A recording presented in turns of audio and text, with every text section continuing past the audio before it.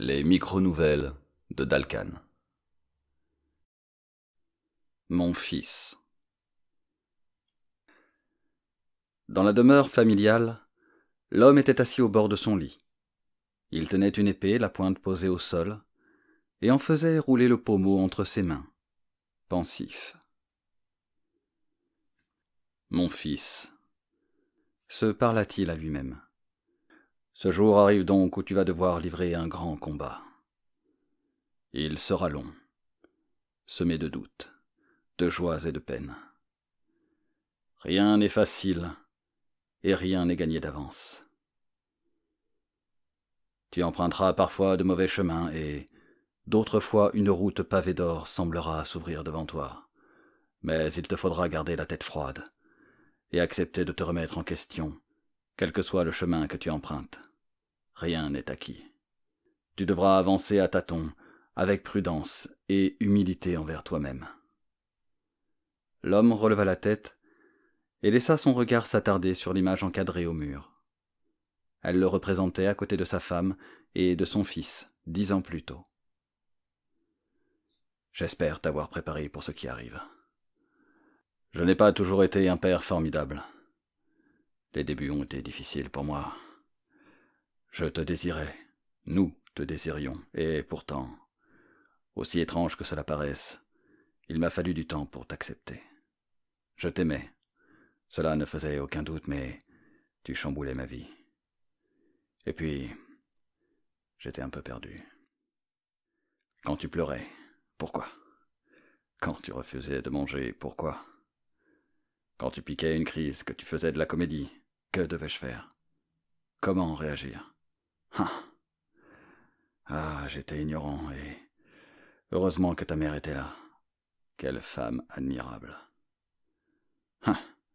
Au lieu de vénérer des idoles et des livres ineptes, on devrait ériger des temples à la gloire de la femme. Elles sont ce qui se rapproche le plus du divin. Mais ils sont trop stupides pour s'en rendre compte. Stupides. Et je l'ai été aussi. J'avais une idée bien définie de ce que je voulais que tu sois, et de ce que je ne voulais pas que tu deviennes. Je voulais que tu sois fort, que tu ne te laisses pas faire, mais que tu sois respectueux. Il était hors de question que tu deviennes un malotru, un bon à rien. Discipline était le maître mot que j'avais en tête. Ce que je savais à l'époque, et qui s'est avéré exact, c'est que pour se faire respecter de ses enfants, il est impératif de faire ce que l'on dit. Si on dit qu'il sera puni, s'il n'obéit pas, alors il devra être puni. Il faut être ferme en ce sens. Mais je pensais aussi que les fessées, les claques, les coups de pied au cul faisaient partie de l'arsenal éducatif. Ah, mon fils, combien je m'en veux. Ces joues rouges qui gardaient longtemps la trace de mes doigts, ces fessées données avec toute la force d'un adulte, idiot, stupide que j'ai été. La violence, la brutalité, je le sais maintenant, est le dernier recours qui survient après un processus plus ou moins long, qui a vu échouer toutes les tentatives intellectuelles. Oui, la violence est l'apanage du faible d'esprit. Et j'ai eu trop souvent des moments de faiblesse. Pardonne-moi, mon fils. On ne nous apprend pas à être parents. Mon père n'était plus quand tu es venu au monde. Il ne m'avait pas préparé à ce que j'allais vivre. On devrait nous prévenir des étapes qui jalonnent votre vie d'enfant à adulte. On saurait alors que vos oppositions, vos crises, sont une façon pour vous de nous tester. C'est votre manière d'éprouver vos propres limites. Mais j'ai appris. J'ai grandi en même temps que toi et, après avoir passé ces moments de tâtonnement, je crois que j'ai réussi à te gérer avec fermeté et amour. Une main de fer dans un gant de velours. J'espère avoir été un bon père et t'avoir préparé à cette épreuve qui t'attend. On cogna à la porte de sa chambre. Oui. Papa, tu es prêt? Le moment est venu. L'homme se leva et ouvrit la porte, se retrouvant face à son fils. C'était un homme à présent.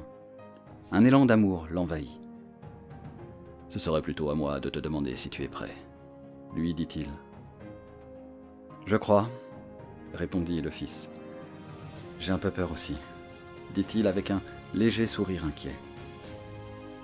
Le père posa une main rassurante sur l'épaule de son fils, puis il lui ébouriffa les cheveux. « Tu t'en sortiras. Tu es un homme fort maintenant. Je t'aime, mon fils. » Puis il lui tendit l'épée. Elle se transmet de génération en génération. Elle est le symbole tutélaire de la famille. Sur sa lame est gravé « La force n'est rien sans la douceur. De l'expérience naît la sagesse. » Mon fils, dans les moments de doute, contemple-la et n'oublie pas que tu pourras toujours compter sur nous. Allez, viens.